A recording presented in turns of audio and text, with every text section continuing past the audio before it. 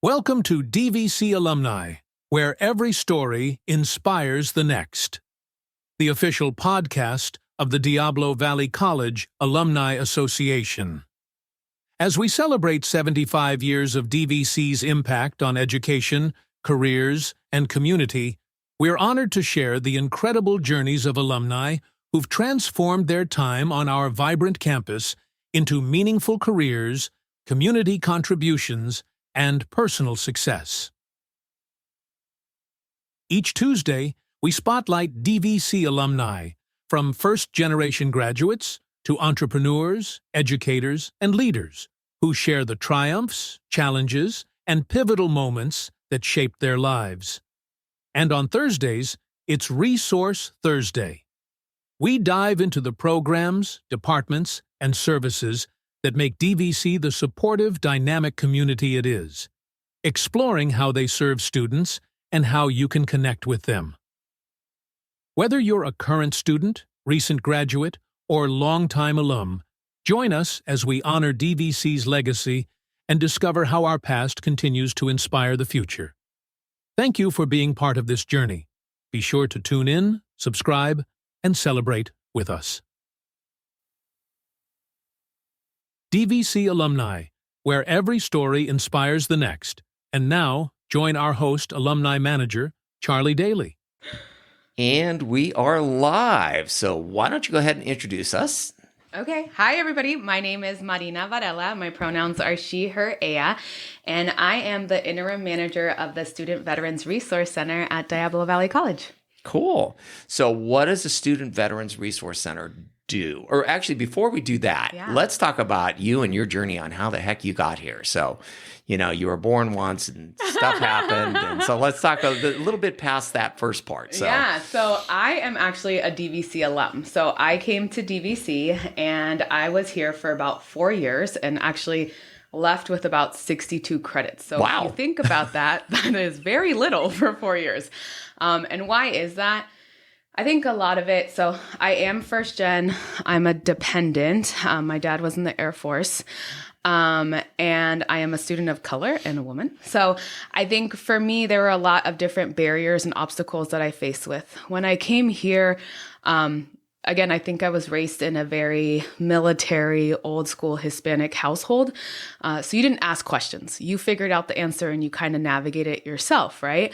So when I came to DVC, I think that was the mindset that I had. So I never asked for help. I never went into a center to ask about financial aid or resources, right? So I didn't use the CalVet fee waiver, or I didn't use my dad's GI Bill. Okay, we'll get back to all that stuff because now I'm going, wait, what's that? So anyways, go ahead and finish your So in the moral story, I didn't use my dad's benefits because I wasn't aware that there were benefits, right? Right. And again, my dad wasn't one to go and use his benefits either. He served and was kind of like, I don't need anything back, right? So when I came here, kind of navigated everything on my own, which led me to 4 long years. And when I started to see people graduate from my high school from 4 years, I'm like, what am I doing with my life? Like, I really need to pick it up. And my dad was like, you have a choice. You're either going to get a full-time job, you're going to join the military, or you're going to go to school full-time. I was like, oh my God, it's real, right? So I was like, I'm going to start applying. So I applied to out-of-state schools. I don't know why out-of-state. I think I knew I needed to leave California and reinvent myself and get my head straight. So I ended up going to New Mexico State. I didn't know that they had in-state tuition for California residents, so I found that out. They also gave me a scholarship, even though my grades weren't little. It was a small one, but it helped. So my dad's like, you're really doing this? And I'm like, well, you told me I need to get my act together, right? So he flew me out and I was 22 at the time. And I was culture shocked. I was like, oh my God, where are you dropping me off? Like, take me back. This is not the Bay Area. Like, oh my God, right? But fell in love with it. And I think I had no choice, right? I had to ask for help. I had to get connected. I had to meet people to make myself comfortable and really thrive in that environment. So I ended up joining a sorority, started to get into a lot of leadership roles, started to take roles on campus with campus groups and things like that. Ended up getting my bachelor's in sculptures and ceramic. And I was working for a business incubator, and I was their graphic designer. Which business incubator? In New Mexico State. Oh, wow. Okay. Yeah, in New Mexico. So I was there from the beginning, which was really cool. Got to work with amazing people in the industry over there. And they were like, Marina, go and get your MBA. And I was like, I am not a math person. Like, this is not going to happen. So they're like, what else can we do? You know, like, we want you to stay as a grad student. So I ended up getting my master's in educational leadership because I was like, I have a story to tell. Like, yes, here I am. I didn't think I could do it. I graduated with my bachelor's. I did everything in 2 years.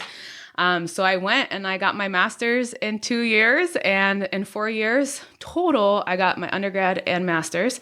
And New Mexico State was amazing. They sent me abroad. So I did 6 months in Ecuador where I taught English and built curriculum.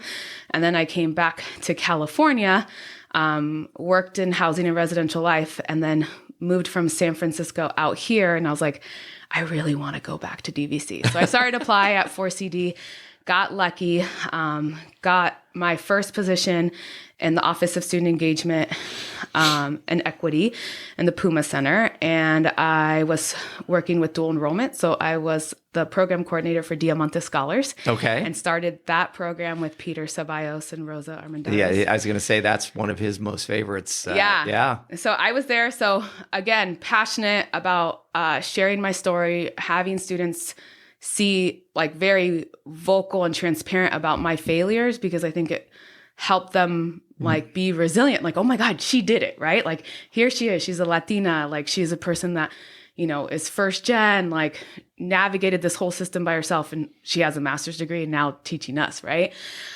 So did that. And then that was an amazing experience. And I was like, I really wanted to challenge myself, did an UCA and career and transfer. And then this position opened up at the Veterans Resource Center. And I remember I was like, I need a new challenge. Like, I love challenges. And I was like, okay, what am I going to do? Am I going to apply? And I was like, do I really, I love serving a community that I connect with, that I can have authentic relationships with and really relate to the students. And I was like, I'm a dependent, but I haven't connected with this community before, because when I was here, I didn't know about it or anything like that. And it was my dad who said, what are you talking about? Like, you need to share your story. Like, you need to apply for this. Like, you are a dependent that didn't use this service, even at New Mexico State or DVC, right? Like, you never connected with that community that you are a part of. That's what they serve. And you say you want to serve first gen and student of colors. Like, this is another category that is a part of your journey. And I was like, oh my God. I was like, you're so right. So I had done some work with Alberto and Todd, and I loved the crew, and I know that there was so much potential. It was a pot of gold. The students, the people. So I applied, and I got the interim position. And it has been the most amazing experience. I think I was able to connect to a group of students that I have always been a part of, just never had the opportunity to connect.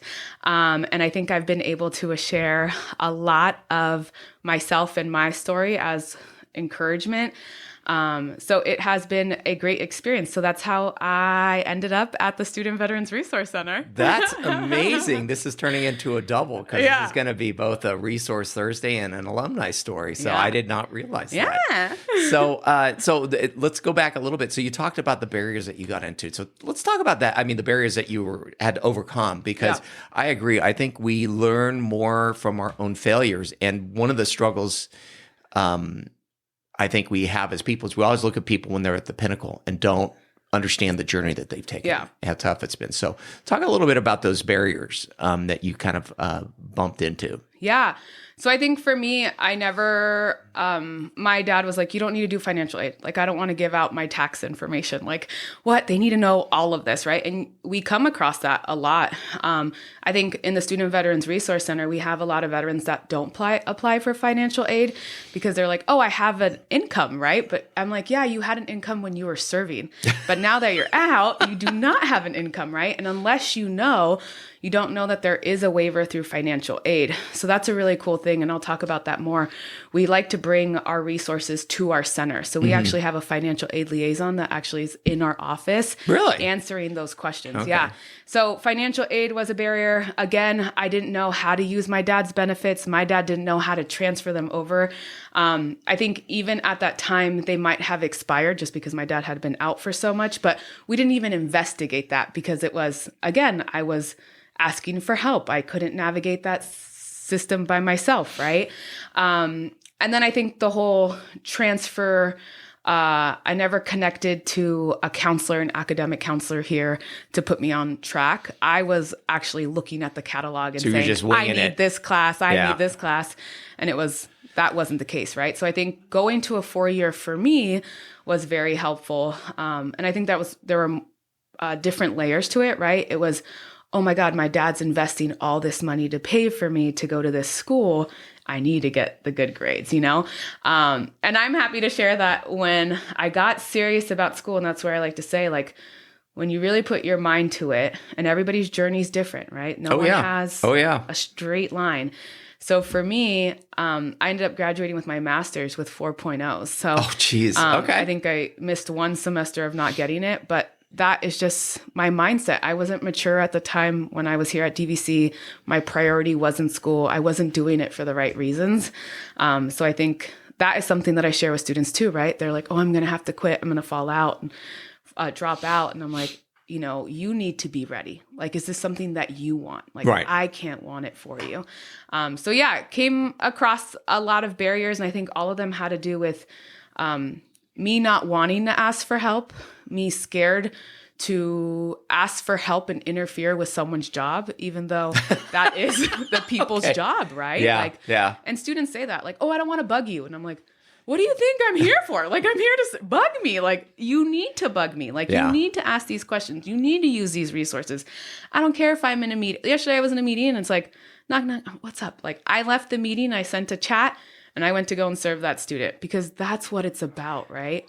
Well, frankly, I think you did better use of your time that way because sometimes I think there's, my life, has always been, especially in larger organizations, is you have meetings to have meetings sometimes. And it's just like, so if somebody comes along and goes, hey, it's like, no, this is what I'm actually here for. It's for this person. Yeah. So.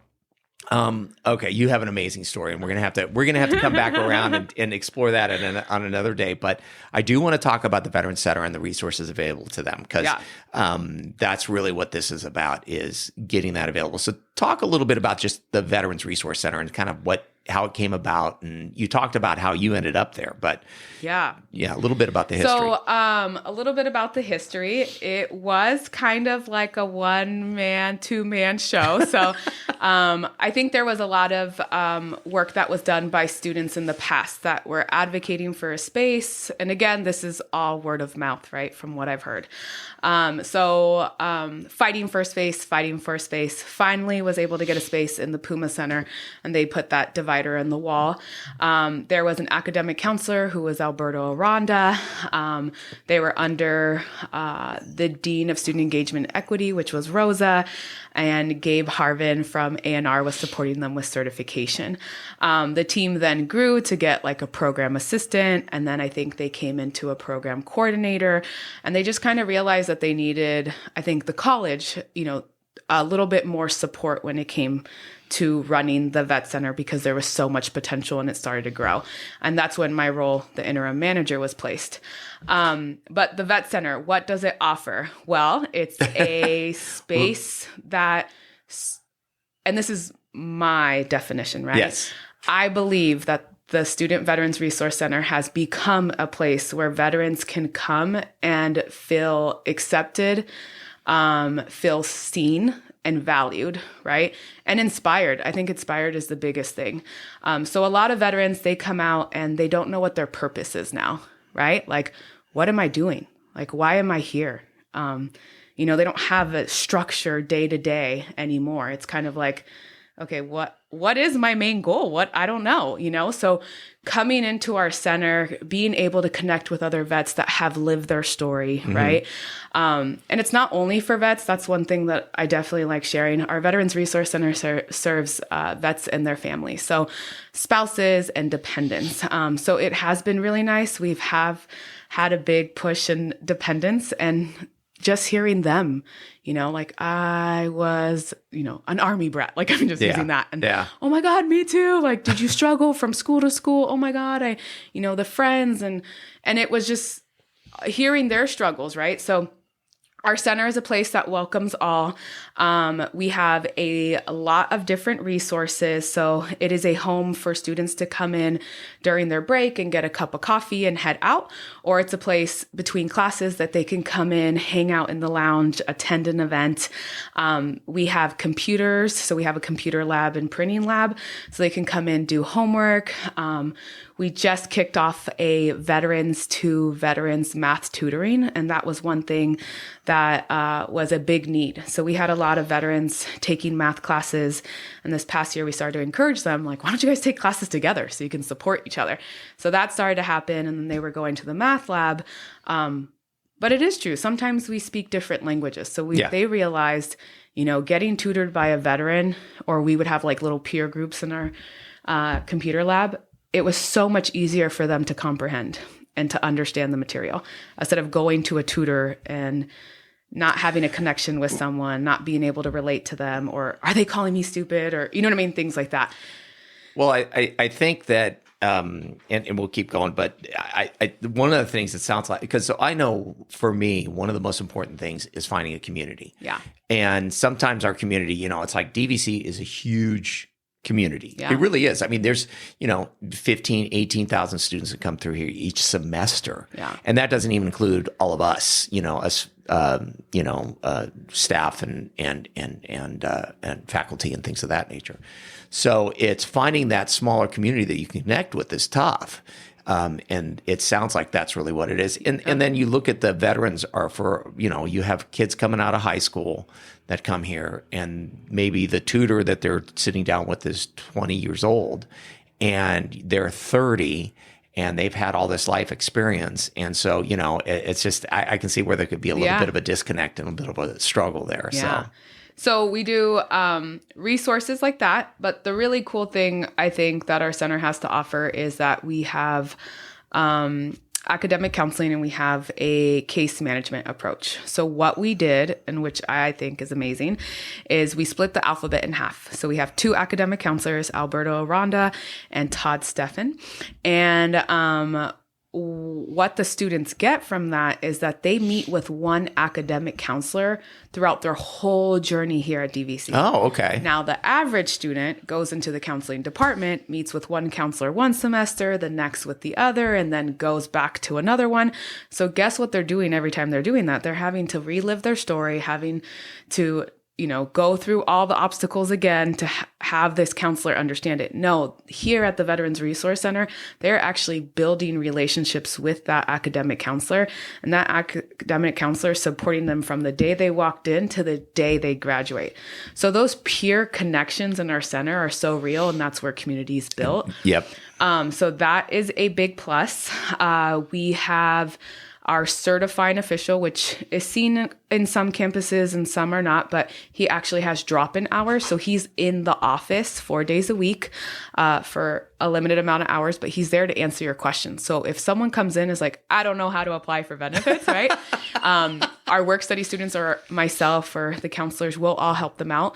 But Michael's there to kind of answer any questions like, right. Am I good to go? Am I certified? Or, who do I need to talk to next? So that is really nice. And then we also have a financial aid liaison who comes in, who's Zuhal Ramani, and they'll come in once a week and are available for a couple hours to answer any questions for students that want to learn more about financial aid, scholarships, or how to fill out any kind of forms when it comes to FAFSA. So that is really nice. We have also implemented the ACIP framework, so Ask, Connect, Inspire, and Plan framework. And this is my big gun ho. I love this one. As you can tell, I'm a very bubbly person. Yes, you are. And I feel like I take a lot of pride in making connections and really making people feel a part of a community. So how I train my work study is that every student that walks in, we need to make sure that they have felt seen, that they have been connected to the resources. So in that framework, it all talks about that. You're asking the student about their journey, who they are. You're connecting them to the correct resources. So I'm not saying, oh, you need to go to admissions and records to ask a question. Just go down the hall, down the stairs, to the left, no, it's get up from your desk. Let's walk you over, get to know you a little bit more. Come back to our office if you need help following up with anything. We're here for you, right? Really showing that we authentically care and we want to be a part of your journey. And during that time, really inspiring them and planning out what their next steps are, right? So, oh, you did this. Well, what kind of other resources do you have? Let me tell you what we have in the vet center. Come back in here, use the computers, use the printers. We do a lot of cool events. Next week, we're going to the A's closing game, one of their last closing games. Tear. I know. And it's family night. And we realize that a lot of our vets have kids. A lot of our vets have spouses. So we just went to the Giants one to kick off our mental health night. And then this is our second one. So it's just a nice time where our staff goes with their families. And then our students come out with their families. And it's just a nice time to disconnect off campus and hang out and enjoy some baseball. So I guess we're big baseball fans in the SVRC. Well, I happen to be a big baseball fan. Okay, So it's just, I love baseball. It's just, it's for me, Yeah. it's the perfect game just because there's no clock. It just, anyways. Yeah. So, well, you got a lot going on there. Yeah, we have a lot. And then coolest thing, when I came in, we unfortunately didn't have any work study students. We didn't have an orientation. So we kick off every semester with a new student orientation where we invite every student that has applied to DVC that has connected in the application saying that they're military affiliated or a veteran. So everyone's invited. They come in for a one-day session where we talk about benefits. We talk about enrollment. We talk about all the additional services, and they get to meet the team. So that happened the first year I started, and I promoted work study because I'm like, the VA has a work study program? Like, this is amazing. Let me tell you why it's amazing, if anybody doesn't know. Normal work study through FAFSA is they have to opt into it, and they can only work 20 hours a week, and it's taxable money, so you get taxed on it. The VA work study, it's non-taxable, so they're walking away with $16 an hour. So wow, adding okay. that. Actual. Yeah. And they can work 25 hours instead of 20 hours. And on top of that, let's say they graduate DVC and they go to, I'm just making it up, San Francisco State. And they're like, you know what? I just have a family out here. I need to work closer to home. They can still work for us at DVC as long as they're in school. Okay. So a lot of benefits. So we started off with semester one. Now we have 10 work study students in our center. So you can imagine the kind of work we're doing. Right now we're trying to do a lot of collaboration work on campus. So DSS, we're doing some guest speakers that are veterans and have disabilities, talking about that. CalWorks, we're doing a spooky haunted house for our veterans that are parents, inviting CalWorks in our ECE program because we have an amazing daycare program, right? Yes, we do. Promoting that to our veterans to let them know, plan your schedule from 8 to 1 so you can drop off your toddler at school and then you can pick them up, right? Like there are ways to navigate and to actually complete your goal of getting a higher education. So a lot of different opportunities and collaboration happening. We just went to San Jose State last weekend, and we attend every campus tour that Career and Transfer does. So we have a couple seats reserved every trip, and one of our staff members goes. So it's either myself or my program assistant, Miss Janet Reyes, and we coordinate with the school prior to attending, and we get a tour of their vet center. So the biggest thing, and in my history of education, was I I focused a lot on retention and community. And it was, can a student see themselves on that campus, right? Do they see themselves in a teacher? Do they see themselves in the peers walking around? And how fast do they get connected? So studies show if they're not connected within the first 6 weeks of school, the likelihood of them dropping out is so much more, right? So at the Vet Center, we kick off with our orientation. We kick off with a full week of welcome week. So the first week, it's chaos. I mean, come in there, it's a party every day, right? Just making sure that we're making those connections and then keeping that vibe throughout the semester so students are coming back wanting to connect, right? Feeling like it's a home away from home. So yeah, the campus tours is, I think, a piece of motivation, of inspiration. So we just took 8 of them to San Jose State, and a lot of them were really excited about their psych program. So we had some psych majors, and it was sad, but nice to hear, right? Like, I went on campus and it wasn't me. Like, I can't see myself here. When my daughter was doing campus tours, this is now decade and a half ago, but she was touring campuses, and she was being recruited as a softball player to Northern State in South Dakota, Aberdeen, South Dakota. And she got there and was just like, no. Yeah. And she knew the minute she stepped off the plane, she just knew. You know, can you see yourself here? You know, and they enjoyed the Vet Center. You know, they got to meet some cool veterans and dependents, but it just wasn't their cup of tea, and that's okay. And I said, that's fine. Like, this is why we do it. And they were like, well, I'm sorry. Like, you guys took me. And I'm like, like, what? Your feelings are going to be hurt? No. We need to find the right school. So we do the small local ones. And then in the spring semester, we connect with a couple departments, but it's Career and Transfer that puts together, and they do the SoCal tour. Yeah. So last year we took 4 veterans and we went to Southern California. They got to spend 4 nights and days with me. How fun do you think that was? It was a blast. Let me tell you. Okay. It was a blast. We had an amazing time, but again, some schools, some students had their heart on Irvine, and it wasn't what they wanted, you know? UCLA, they fell in love with. There were a whole bunch of different schools. So we'll be doing that this year and hopefully upping the number to 8 students. So it's fully paid for. They don't pay for their food. They don't pay for their housing. The bus is completely paid for. So it's a really great opportunity. So I think at the same time, that ACIP of the inspiration and the planning, like, we really hit on those, right? Because we are a transfer school. I know you can get your certificate or your trade kind of thing. But the ultimate goal is to really push them and to really use their benefits because it's money that's there for them. Yep. Yeah. Very exciting. Yeah. A lot. No, you actually, I think you hit, did you hit on everything? Yeah. I just think I highly encourage everybody to come to the Vet Center. I say that I love guests at all hours. So even if you are just walking by and you want to peek in, come in and peek in, right? I can introduce you to a veteran, introduce you to the staff, kind of get to know. You'll definitely get a homey feel in there. And I think it's really nice for our students. We started to do, this year we kicked off with a flex workshop for staff and faculty. Mm-hmm. And the purpose was to really help staff and faculty understand who a student veteran is, right? They come in all shapes and sizes and ages. So I think our youngest veteran is like 23. The oldest, like, active, but in the center all the time, is probably about like 55. So you don't know who you're going to have in your class, right? But having those conversations, really authentically caring and trying to get to know the student, connecting students to services is really big. So even though we make the effort, right? But as faculty teaching a class, you should know, hey, promoting DSS or EOPS or financial aid, because the students really grasp into that, and then they can come and ask those follow-up questions and we can help them with that whole process. But yeah, so I highly encourage people to attend our flex workshops, to come by our center to get to know us a lot more.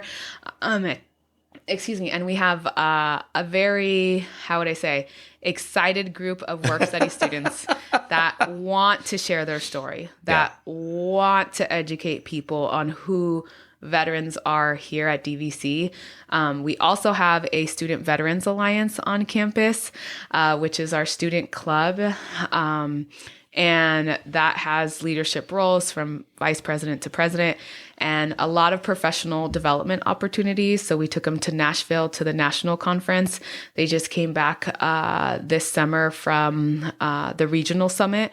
A lot of, like I said, career opportunities, connections to network, and a lot of professional development. So these students, if you come to our Veterans Resource Center, there's an array of resources, an array of opportunities to move on to your next step and your next journey. You just got to take it.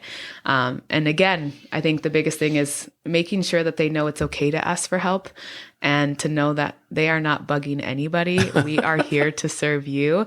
And it's okay to ask questions, right? Like you come out and you don't know, they're supposed to be assigned like a counselor to kind of get their next steps in going to school. Some of them come in not knowing anything. Like I didn't even know I had to submit my DD 214, or I didn't know I had to apply for benefits, or what, I'm disabled and I can apply for VR&E. That I wasn't even aware of it, right? Or there's some dependents that come in and didn't know that we had the CalVet fee waiver, right? Or that their parents' GI Bill can be transferred, or that their parents might be 100% disabled or might have passed away serving, that they apply for Chapter 35. So a lot of different resources. We have a lot of education pieces. And again, we're a place of, there's no wrong in asking a question or wanting to learn more. And I think we have an amazing staff who is here to serve our students. We have amazing community members that are here donating or inviting us out to share our story and what resources we have, because it's all about word of mouth, right? Yes. So connecting with our community members, letting them know how strong our program is, the changes that we have made, and what our goals are, right? Our goals of serving our veteran students and military affiliated personnel is everything. So that's all summed up who we are. Okay. Well, that's a lot. So I'm a veteran. Let's imagine. I'm not, but let's imagine I'm a veteran or family of member. My dad's a veteran, we'll say, or my mom. How do we, is it like we can walk on campus and just walk in the door? Just walk into our door. So great story. We had a veteran from Washington, and he was like, his parents live over here in Sacramento. And he started to look up schools with good vet programs. So he found us online and reached out to our admissions and records. So didn't even start where he should have started, right? Not the Student Veterans Resource Center. And they were like, hey, they have a case management approach. Reach out to Todd Steffen, because that was his assigned counselor.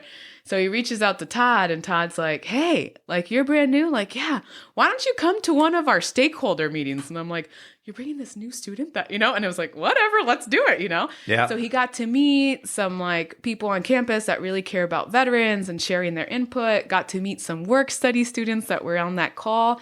And the next day I see him on campus and I'm like, hey, Art. And he's like, yeah, I'm walking to the vet center. And I was like, okay. And he came in, got enrolled, started in classes. This guy commutes from Sacramento 4 days a week. Wow. And is using his benefits, is doing computer science, is taking advantage of our veteran to veteran tutoring, which is sponsored from Sentinels of Freedom. But I mean, I can have him come in here and he will only talk about the impact of the community, right? It was being connected, right? Feeling welcomed from the moment, connected to all the different resources, right? Coming from Washington, he didn't know our process on how to get enrolled. He didn't know our process on how using benefits. So all of that was just seamless and very easy to comprehend and to complete. And I think that was the support of our academic counselors, our work study, A&R, like the whole team as a whole, right? We're here for our students to serve them. So if they want to get a hold of you, how do they get a hold of the Veterans Resource Center? Yeah, so they can call us. I like to say I'm a people person. Walk in. We will greet you with open arms. Again, like I said, it's chaos. It's always crazy. There's always something coming in. So going on in our center. But walk in.